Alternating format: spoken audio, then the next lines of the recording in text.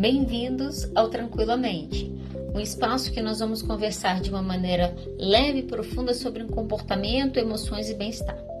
Eu sou Adriana de Oliveira, sou psicóloga, doutora em ciência do comportamento e ao longo dos episódios nós vamos estar explorando juntos temas que fazem parte do nosso dia a dia, desde os desafios emocionais que nós precisamos lidar até as estratégias para a gente poder viver com mais equilíbrio e tranquilidade. Eu quero conversar sobre depressão funcional ou, como se você pesquisar, você vai achar depressão de alto desempenho.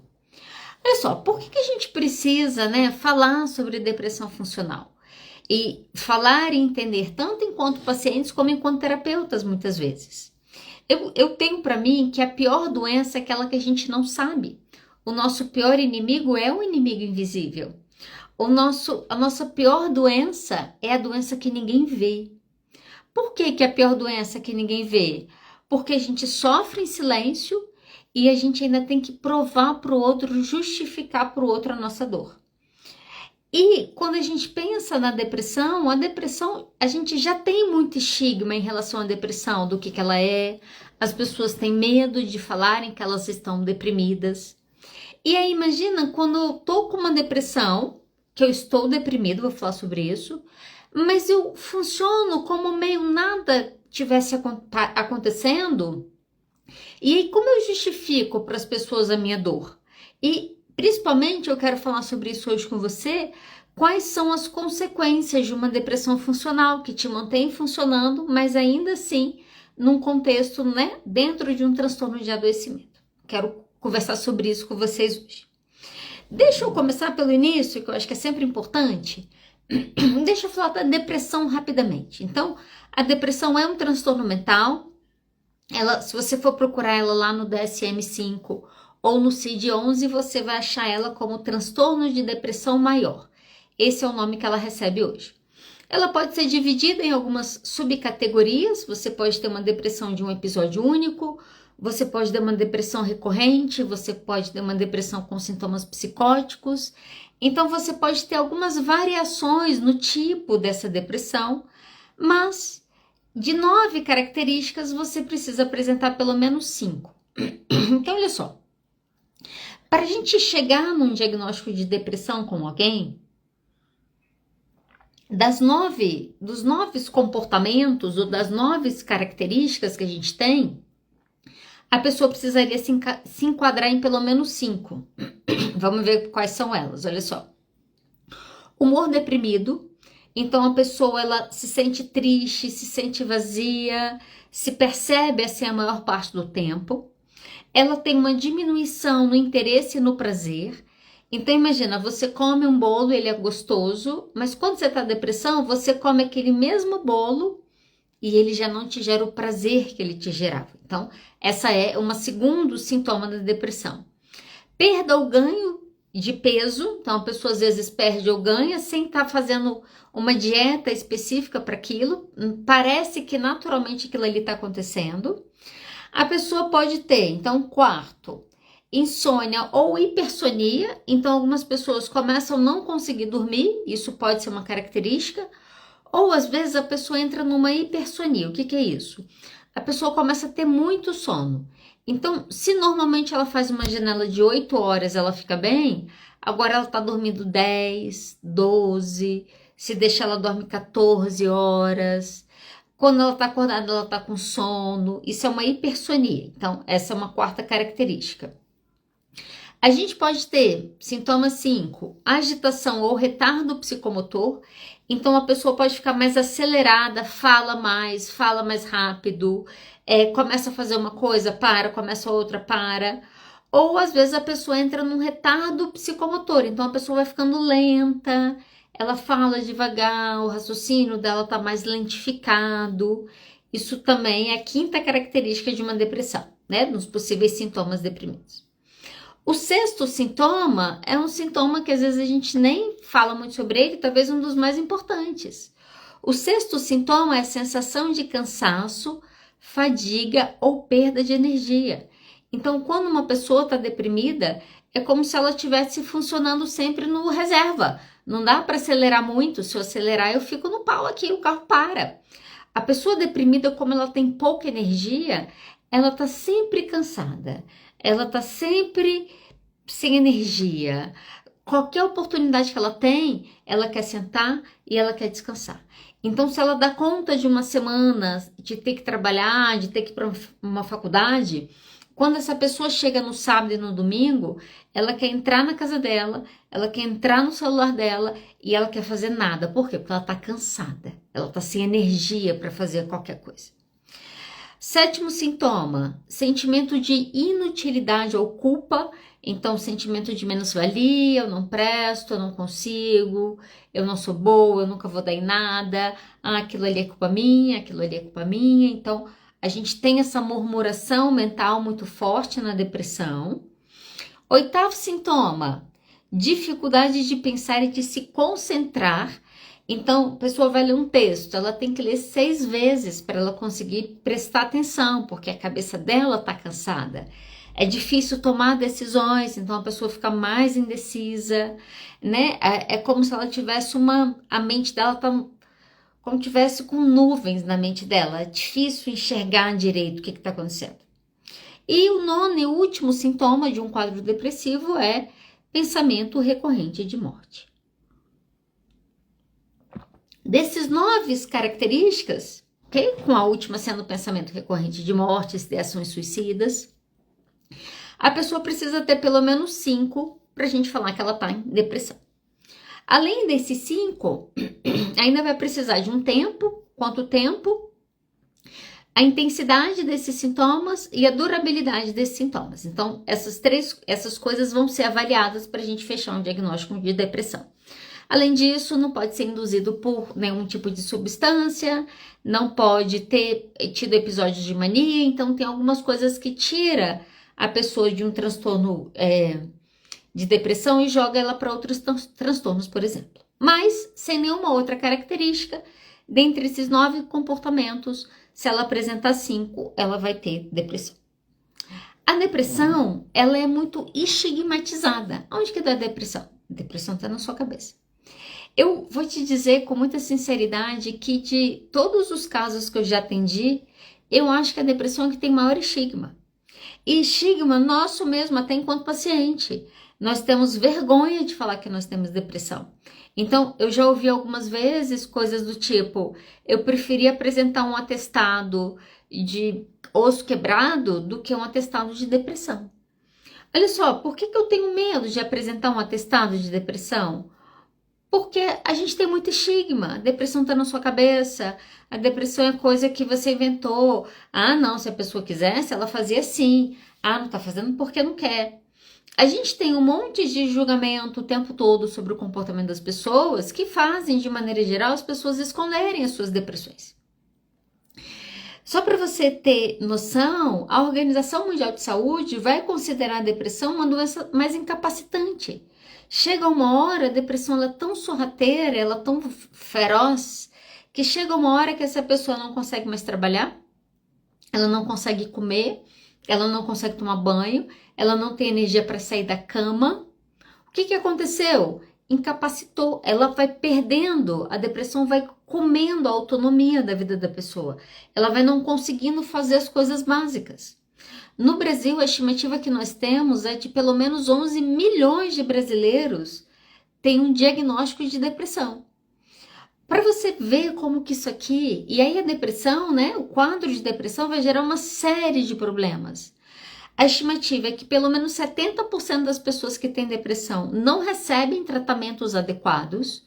Então, essa é uma verdade, mesmo dentro do campo da psicologia. Infelizmente, você tem muito profissional mal formado no mercado de trabalho e que muitas vezes não conseguem lidar com esse tipo de caso. Ou não sabem fazer intervenções de maneira adequada.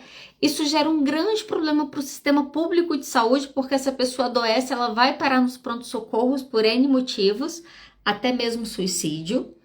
O custo anual que a gente gasta para remediar os problemas da decorrência da depressão gira em torno, no Brasil, tá? Gira em torno de 63 bilhões por ano. Sempre que eu me deparo com um dado desse, eu fico pensando como que nós somos mal geridos politicamente. Porque a verdade é que a prevenção ela é muito mais barata do que você remediar o problema. Mas, infelizmente, a grande maioria dos governos, nós trabalhamos ainda na remediação e não na prevenção. Então, esse é um grande problema. O ponto é, a depressão, quando ela se torna um transtorno grave na sua vida, ela vai gerar essa pessoa para um lugar de muita incapacidade, porque você tem uma perda de autonomia aí muito significativa, e nesse momento as pessoas buscam terapia. Então, não foi uma ou duas vezes que eu recebo uma pessoa com diagnóstico de depressão e eu pergunto, tá, mas há quanto tempo que você está deprimido? Ah, tem 10 anos. Ah, tem 5 anos. Ah, tem 15 anos. Peraí, tem 15 anos que você está deprimido? Por que agora? Por que terapia agora? Então, é muito comum, às vezes a gente recebe uma pessoa que tem, às vezes, um quadro depressivo que está vindo lá da adolescência. Que tá vindo lá do início da juventude. E a pessoa chega na vida adulta, chega na meia-idade muitas vezes, e aí nesse momento ela vai procurar ajuda. Só que nesse momento a depressão já está completamente incapacitante. Na grande maioria das vezes, os pacientes deprimidos, quando eles chegam muito deprimidos, muito deprimidos. Por quê? Estigma, eu não falo, eu não posso contar, então eu escondo, né? O que eu vou falar? Como que eu justifico? Afinal de contas, o que é depressão? Então, quando a pessoa entra num estado de incapacitação, ela vai procurar tratamento. Só que o problema, e é sobre isso que eu quero falar hoje efetivamente, o problema é, e quando é funcional? E quando a depressão é funcional? E quando essa pessoa está num transtorno depressivo, mas vivendo numa fachada de normalidade e de produtividade? Então, isso vai acontecer. Eu fiquei pensando um pouco sobre isso, eu vou te falar onde que eu vejo isso acontecendo, tá?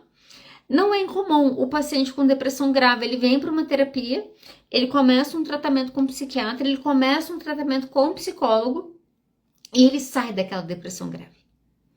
Só que muitas vezes nessa saída da depressão grave, então para os pensamentos suicidas, a pessoa volta a conseguir se alimentar direito, a pessoa volta a ter uma regularidade no sono. Então, a pessoa está melhorando. Sintomas que tinham aqui começam a desaparecer.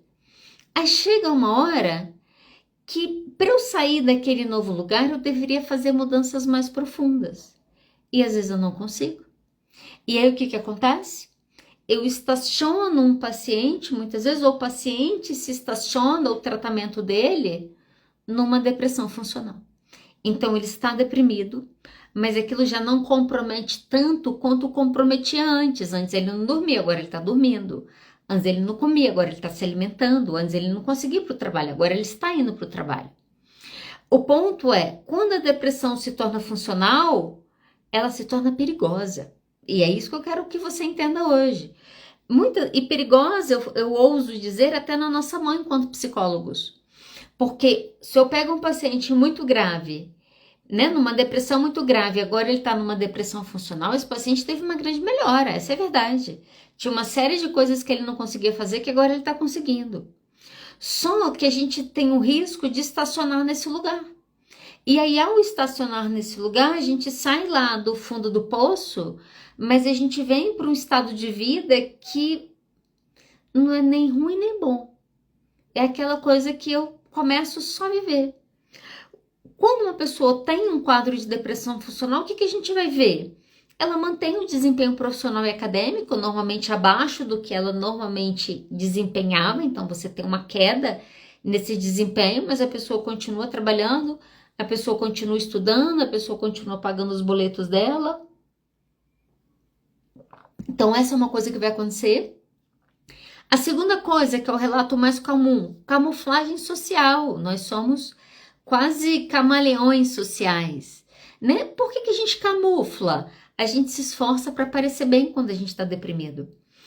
Eu vejo isso circulando aqui e eu vejo que isso é uma grande verdade. As pessoas não fingem depressão, as pessoas fingem estarem bens.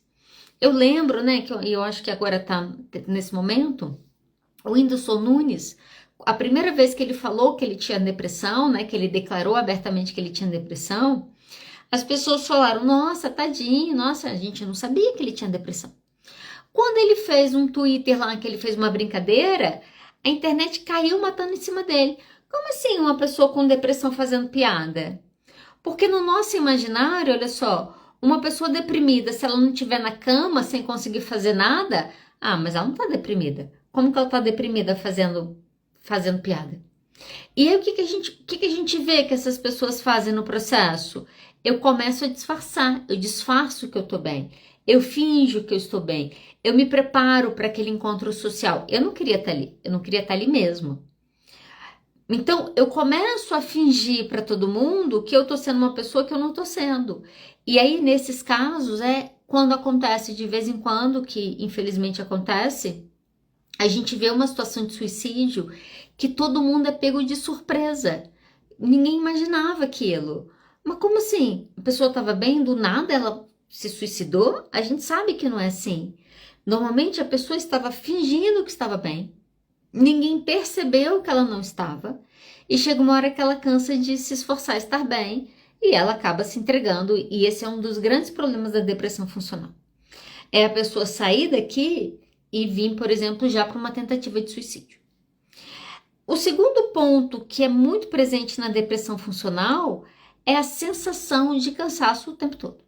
Então, se você fala, tô cansado, tô cansado, tô cansado e tô cansado, e cada noite do seu dia você termina com tô cansada, e cada início da sua manhã você começa com tô cansada, às vezes isso é sintoma de depressão. Eu tenho uma amiga minha, ela fala muito isso, eu concordo. Ela costuma dizer que preguiça às vezes é sintoma. Tô com muita preguiça. Preguiça é o quê? Você tá com falta de motivação? Você tá com falta de energia? Olha só, tem uma série de coisas que a gente ignora que muitas vezes está mostrando um quadro depressivo. É a pessoa que procrastina demais, tá sem energia, entrega tudo no prazo, estourando, mas a vida tá caminhando. Olha só, a vida tá seguindo. Quando a pessoa tem uma depressão funcional, gente, é mais difícil ainda pedir ajuda. Porque se eu já tenho o estigma da pessoa que está na cama e ainda assim eu questiono aquela depressão, e a depressão que a pessoa está malhando? E a depressão que a pessoa está indo para a faculdade todo dia dando conta da vida dela?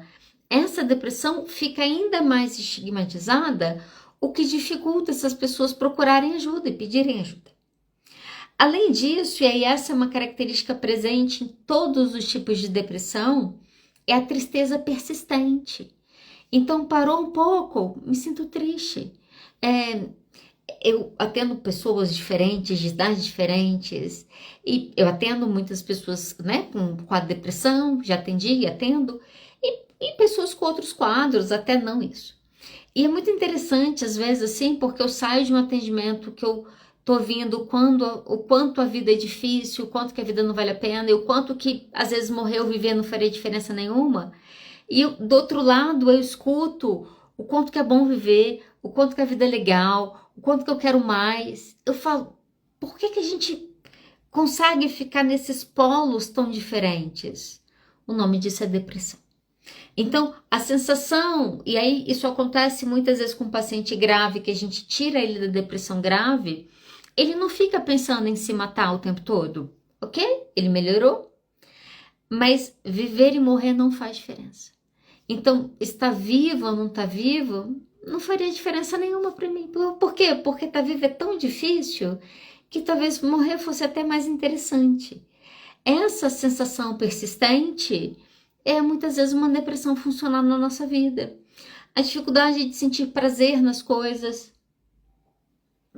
Sai, não se diverte, né? Vai para os lugares, o lugar já não é mais tão divertido. Isso normalmente vai levar a pessoa para o isolamento, muitas vezes. Mas olha só, principalmente esse aqui é um sintoma clássico, vamos dizer assim. Irritabilidade constante. A gente tem no nosso imaginário, não sei você, mas eu escuto isso com muita frequência, o imaginário da pessoa deprimida chorando, então ela tem que estar chorando, ela tem que estar sem comer, ela tem que estar na cama prostrada, ela tem que não estar tomando banho. Aí a gente vai olhar para essa pessoa e falar, nossa, fulana está deprimida. Fulana falava muito, agora ela nem fala nada. Ela nem interage mais, olha só. Esse é o clássico que a gente imagina da depressão. Mas um dos sintomas característicos, principalmente quando a gente está numa depressão funcional, é uma sensação de irritabilidade constante. Tudo irrita. O quê? Absolutamente tudo. Sai de casa irrita, ficar em casa irrita. O computador irrita, a esposa irrita, o marido irrita, o cachorro irrita. Não importa o que aconteça, a pessoa está irritada. Por que que ela está irritada? Ela está sem energia, ela está cansada, ela está exausta. A vontade de uma pessoa com depressão funcional é chegar na casa dela, é sentar e é chorar e alguém pegar ela no colinho e alguém cuidar dela. Mas por que ela não faz isso? Porque normalmente essa é a mulher que está dando conta de tudo e cuidando de todo mundo em casa. Ela não pode se permitir sentar e sofrer. Ela não pode se permitir sentar e chorar. O que acontece com essa pessoa? Irritabilidade. Você começou a ver uma pessoa irritada o tempo todo, isso é sinal de adoecimento mental, ok? Isso é sinal de adoecimento mental. Quais os riscos da depressão funcional? Primeiro, agravar um quadro. Então, eu vira e mexe, eu tenho problemas ortopédicos, assim, já torci o pé, já rompi ligamento. Filha de ortopedista, Freud explica, sabe, gente? E aí, num desses processos que eu tive, eu comecei a sentir dor. E aí, tratando e não melhorava e tal, não sei o quê. E aí, um dia eu liguei pro meu pai e falei, pai... Aí, contei o que estava acontecendo, que eu tava com dor. Eu falei, me passa um analgésico. Ele falou, não. Ele falou, porque se eu te passar um analgésico agora, vai mascarar a sua dor. A gente não vai saber qual que é o problema. Então, você precisa sentir dor, porque a gente precisa saber qual que é o problema para a gente poder tratar isso de maneira adequada. A depressão funcional é analgésico. Você está tomando analgésico para dor. Sabe qual analgésico que as pessoas tomam muito numa depressão funcional? Consumo de álcool e outras drogas. E aí drogas às vezes é o trabalho, mas é uma pessoa que não quer ficar em casa, evita ao máximo estar na casa. Quando está em casa tem que beber no final de semana para conseguir dar conta. É uma pessoa que precisa usar substâncias, sejam elas quais forem, para dar conta. Tudo isso faz o quê? Anestesia. Toda vez que eu anestesizo, que eu faço uma anestesia sem tratar o problema, provavelmente você vai piorar o seu quadro, que é o que a gente vê que acontece nesses casos. Além disso, e esse talvez seja uma das consequências mais presentes na depressão funcional, é o grau de desgaste que isso vai produzir na sua relação. Deixa eu pegar esse exemplo. Vamos imaginar essa mulher dentro de uma casa com 3 filhos, mais marido, mais cachorro, mais gato, que tem que dar conta de uma vida fora também. Então, vamos imaginar essa mulher aqui. E ela tá numa depressão. Ela não pode sentar e falar, ah, meu Deus, alguém cuida de mim. Ela tem que dar conta da vida toda. E ela começa a se apresentar como irritada. Ela tá irritada, ela reclama de tudo, ela reclama daquilo, ela reclama que o marido não ajuda, aí ela reclama do não sei o que lá. O que isso provoca nesses relacionamentos? Desgaste. Esse filho não aguenta essa mãe, porque essa mãe só reclama. Esse marido tá achando um saco, chega em casa, aí ele fica mais fora, e quando ele chega ela reclama mais. Aí ela reclama porque ele não tá. E aí essas relações vão ficando o quê? Desgastadas. A depressão, ela vai desgastando os seus relacionamentos. É difícil. Gente, o paciente, vamos colocar assim, o paciente do transtorno psiquiátrico, né, do transtorno mental, o transtorno é porque transtorna, é porque dificulta. Dificulta o quê? A vida da pessoa e a vida de quem está em volta. Então, você viver, você ter uma dinâmica com uma pessoa com um adoecimento, que seja um desenvolvimento neurotípico, um TDAH, a uma ansiedade, a uma depressão, a um borderline, seja o que for, isso não transtorna só a pessoa, transtorna a dinâmica. Eu tenho uma dinâmica que é desgastada ou não em decorrência daquele transtorno. E aí, quando eu tenho esse quadro não tratado, isso vai gerando tanto desgaste nas relações que, sem querer, a gente produz o nosso maior medo, que às vezes é estar só. Então, a depressão, ela tem essa dualidade, né? Porque enquanto eu tô nesse lugar que eu preciso muito de ajuda, Muitas vezes a depressão funcional me joga para esse lugar que as pessoas nem desconfiam que eu tô assim. A gente vai ver aumento de substâncias, né? Tava falando sobre isso. Isso muitas vezes pode chegar a gerar problemas profissionais, perde compromisso, perde prazo, começa a procrastinar demais. Então, essa é uma coisa que pode acontecer. A depressão funcional, ela vai afetar a sua saúde física. Então, a gente já sabe disso. Olha só, se você tem dúvidas, não tenham. A nossa saúde mental e a nossa saúde física, elas estão muito mais interligadas do que a gente imagina, do que a gente pensa. A gente sabe que quadros de depressão funcional, né? A depressão não tratada, ela vai gerar doenças autoimunes, ela pode provocar infarto, AVC, hipertensão, e a lista, gente, e a lista continua. Só que o mais difícil, vamos dizer assim, que eu acho que é a perda que vai aparecer e que também é uma perda muito invisível, é a perda na qualidade de vida. Então imagina que você viveu um tempo aí da sua vida, você tá vindo de uma depressão, tratada ou não tratada, ou maltratada, né? Mal curada, vamos dizer assim, ou mesmo vindo de uma depressão recorrente, que você não tá no fundo do poço o tempo todo, então você tem uma vida que você precisa tocar, você entra nessa depressão meio funcional, que você tem aqueles sintomas, mas você continua tocando a sua vida. Aonde que você realmente vai perder? E vai perder muito. Você vai perder a qualidade da sua vida. Então, muitas vezes, quando eu tenho um transtorno mental que é tratado ou tratado de uma maneira inadequada, ou mesmo esses invisíveis que você não chega a ter um CID, mas você vê que aquilo tem um comprometimento, isso vai afetar diretamente a sua qualidade de vida. Então, a qualidade de vida que tá valendo a pena ou não, isso começa a ficar comprometido. Quando a gente perde a qualidade de vida, a gente compromete o nosso autocuidado. Olha só, se você ouve coisas com frequências do tipo, vida de adulto é um saco, a vida é difícil demais. Ah, que diferença faz viver e morrer?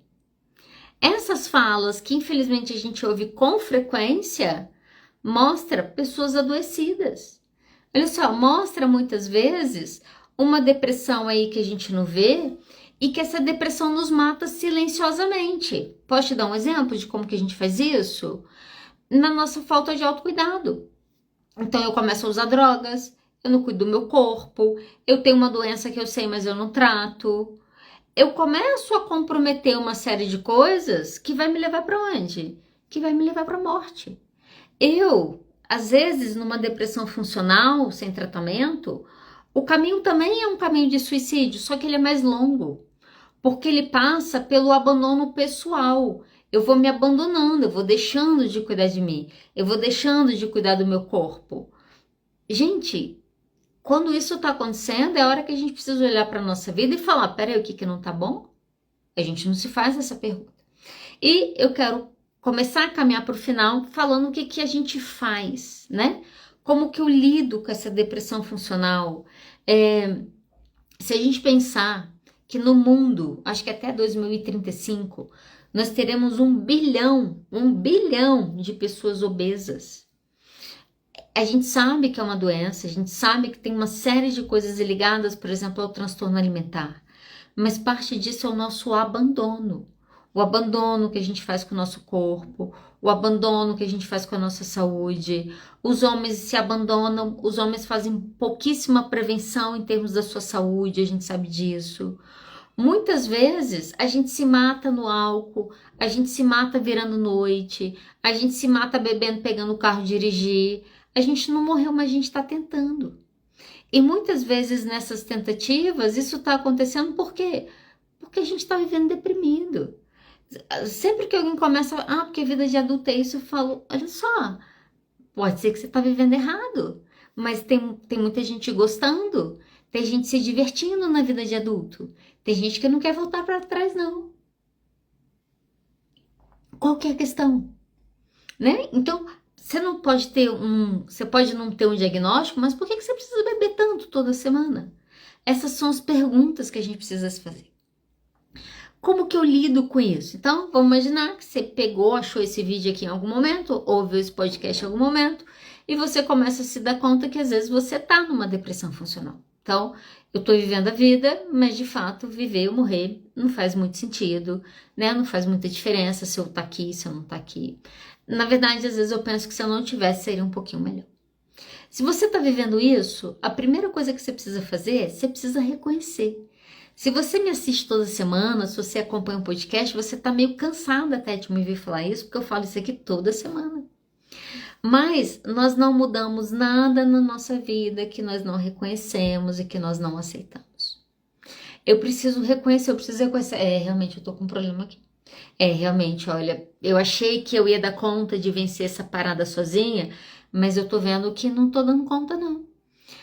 Não existe cura sem reconhecimento da doença, gente. Isso é para qualquer coisa, ok? Não existe transformação se eu não reconheço o lugar que eu tô. E se não for uma depressão funcional? Deixa eu te fazer uma pergunta, para você se fazer essa pergunta. Se você estivesse tão bem como você acha que você tá, você se esforçaria tanto para parecer tão bem? Quando você sai, quando você tá no rolê com seus amigos, tivemos carnaval aí, né? Então, semana passada, a galera saiu nos bloquinhos para pular carnaval. Você tá lá no carnaval, feliz, contente, bebendo, usando droga, pegando pessoas ou com a sua família. Você tá fingindo que você tá feliz ou você tava feliz mesmo? Ou você precisou do álcool para você ficar feliz naquele momento? Essas são as perguntas difíceis que a gente tem que se fazer, que às vezes a gente não se faz. Por que eu tenho que disfarçar tanto que eu tô bem? Será que eu tô bem mesmo? Primeira coisa, preciso mudar uma coisa. Eu preciso reconhecer e eu preciso aceitar a situação. Eu estou assim, eu estou ansiosa. Faz parte. Eu estou deprimida. Não gostaria, mas cheguei nesse lugar.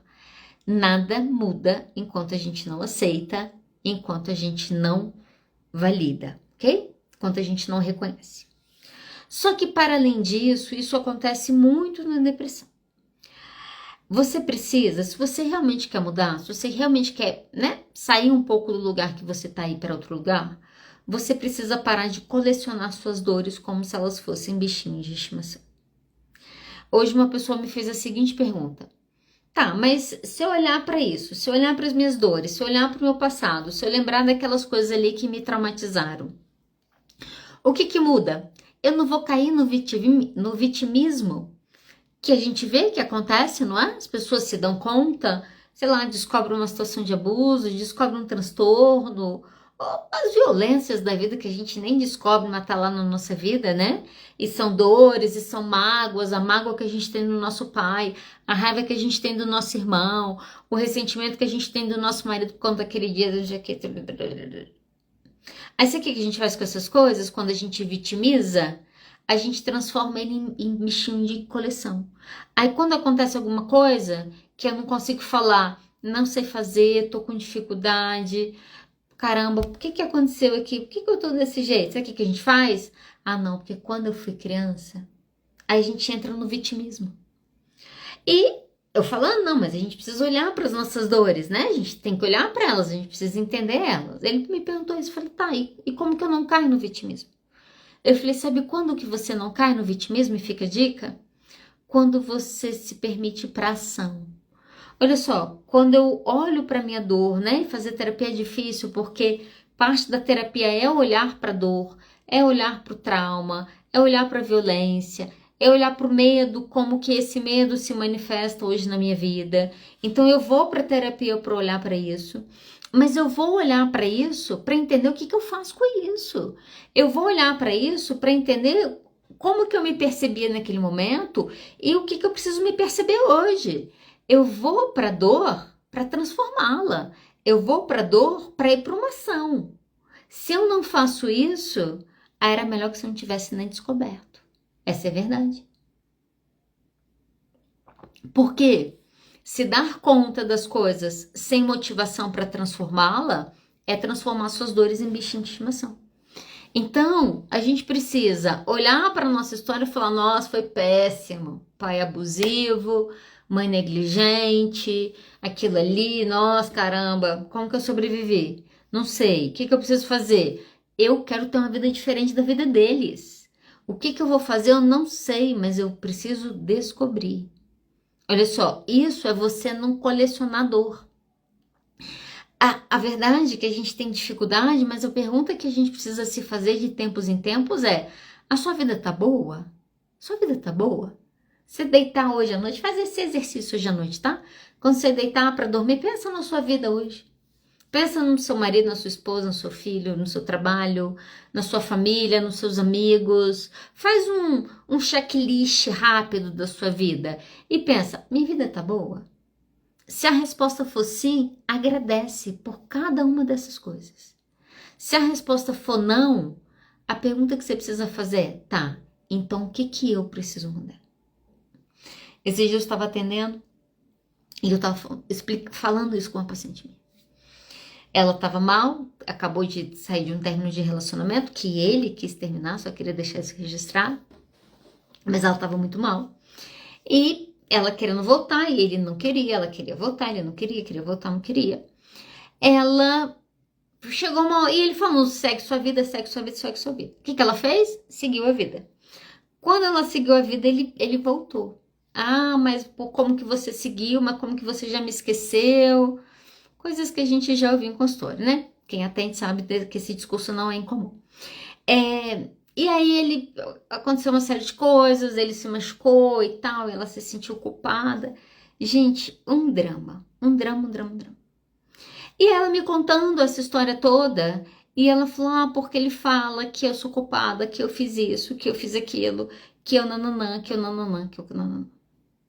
Eu falei, olha, o fato dele te culpar por isso me mostra o quanto que ele é imaturo, o quanto que ele é adolescente. Falei, pode falar a verdade? Quer saber a hora que você chega na vida do adulto? Quando você para de culpar todo mundo e quando você começa a se responsabilizar de como a minha vida tá ou a minha vida não está. Aí você chega na vida do adulto. A criança, o adolescente, o jovem, ele tá procurando alguém para culpar por que a vida dele é do jeito que ele é. O adulto tá falando, deu ruim pra caramba, hein? Cheguei aqui, nem queria ter chegado aqui. Ok, o que eu faço para mudar? Como que eu saio daqui? Como que eu vou para um outro lugar? E muitas vezes, quando a gente começa a colecionar dor e quando a gente fica funcional no mundo, mesmo através de uma depressão, a gente começa a perder a capacidade de transformação, porque a gente começa a não se ver capaz de... Tem tanto tempo que eu tô ali, tem tanto tempo que eu vivo aquilo, como que eu vou sair desse negócio aí? E por isso que a minha terceira dica é, você precisa buscar ajuda profissional. Se você tem uma depressão, que você luta e que você não consegue, que você tá patinando nela há muito tempo, tá na hora de procurar ajuda profissional, tá na hora de conversar com alguém que vai entender, que vai conseguir traçar um caminho, que vai conseguir te ajudar a ver o mundo de uma outra forma, ok? Esse é o momento, aproveita que o ano começou, esse é o momento de voltar para terapia, ok? É o momento de começar. Ah, Adriana, eu faço terapia e eu não sinto que as coisas estão evoluindo. Então tá na hora de você começar a se engajar na sua terapia. A gente dá essa dica aqui para você que faz terapia. Uma coisa é fazer terapia, outra coisa é estar engajado na terapia. Qual que é a diferença? Fazer terapia, você tá lá toda semana, no seu horário, você conversa com o seu terapeuta, você conta as coisas para ele. O que é você estar engajado na terapia? É você pensar no que ele disse, é você tentar falar o que ele conversou com você naquele dia, é você tentar implementar, né? Como que eu faço isso? Ah, pediu para respirar? Ah, deixa eu lembrar aqui de respirar esse aqui hoje. Isso é o seu engajamento na terapia. Muitas vezes a gente faz terapia e não tem resultado porque nós não temos engajamento nela, ok? Então tá na hora. Ah, não tô conseguindo. Às vezes tá na hora de trocar de terapeuta, gente. De vez em quando é bom dar uma troca, oxigena, né? Uma outra pessoa, uma outra perspectiva. Se permita essa mudança, né? Se permita uma mudança que você possa ir para uma vida que vale a pena. Eu acho que esse, no final das contas, é o ponto. Quarto aspecto, para caminhar para o final aqui, que meu tempo já está esgotando. Quarto aspecto, crie espaços de autocuidado, né? Já estou fazendo terapia, estou com um bom profissional, reconheci, né? Estou tentando acabar com meus bichinhos de estimação, está na hora de cuidar de você. Comece pela tríade, então comece sempre pela tríade do autocuidado, que é o quê? Corpo, né? Atividade física, mente, seu sono e sua alimentação. Olha só, essa é a tríade da nossa saúde mental, né? Atividade física, sono e alimentação. Começa por ajusta volta para academia, né? Faz lá seus 5 minutos, seus 10 minutinhos hoje. Vamos pensar no sono, como que eu regulo meu sono? Conversa com seu terapeuta, não estou dormindo bem. O que eu posso fazer para eu poder melhorar isso aqui? Muda a sua alimentação. Então, a gente tem muitos quadros de depressão hoje, gente, relacionados ao consumo de ultraprocessados. Então, na hora de mudar a alimentação, fazer a alimentação melhor. O que é isso? Menos iFood, mais preparo, né? Isso vai mudar, isso vai começar a mudar a sua vida. E por último, olha só, busque conexões verdadeiras. Se você está num lugar que você precisa o tempo todo usar de camuflagem social, não está na hora de ficar mais naquele lugar. A gente precisa entender o tempo da nossa vida em determinados lugares, e às vezes acaba. Então, às vezes a gente mantém conexões que não existem mais. Por quê? Porque eu já não sou mais aquela pessoa, as pessoas ainda acham que eu sou. Procurem pessoas, procure estar com pessoas que você pode ser você, que você pode ser 100% você, que você pode ser estranho e a pessoa não tá nem aí, entendeu? Porque se na sua cabeça é estranha, aquela pessoa gosta de você exatamente como você é. A gente precisa achar esses lugares na vida. Às vezes a gente não tem esses lugares na nossa família. A gente precisa construir. A verdade é que a depressão, e aí pra gente encerrar hoje, muitas vezes quando a gente vai ver, né, o relato do que é a depressão é uma noite sem fim. É aquela sensação que nada vai mudar, que não tem mais jeito, uma falta de energia, uma falta de ânimo, uma falta de vontade. É a noite escura. Sabe a noite escura que dá medo? Que você não quer passar por ela, mas você tá passando e você ainda parece que você tá passando sozinho? A depressão, a sensação dela é de uma noite sem fim. Não precisa ser, ok? Então, existem lanternas no caminho que te ajudam. Às vezes a lanterna vai ser seu terapeuta, que vai te ajudar a achar um caminho de volta. A gente precisa acreditar e viver isso, que noites escuras também terminam. Então, eu tô numa depressão. Ok, vamos tratar. A gente precisa começar a olhar para os transtornos mentais e pensar em como que nós tratamos ele e não em como nós convivemos simplesmente com ele, ok? Então, muitas vezes, quando a gente vive uma depressão funcional, isso fica ainda pior. Por quê? Porque como tem funcionalidade, às vezes eu vivo aquela vida, desculpa o termo, às vezes eu vivo aquela vida de merda, que eu detesto, que eu fico doido pro meteoro pegar a Terra, doido para tudo acabar de uma hora para outra, simplesmente porque eu não acredito mais que eu posso mudar e que possa ser legal estar vivo, ok? E se você pensar isso, você erra ao pensar isso. Tem problemas? Muitos, ok? Mas o fato da sensação de falta de energia, de apatia, de tristeza, de vazio, isso faz parte de um transtorno mental que tem tratamento. Acho que isso que é importante da gente frisar, ok?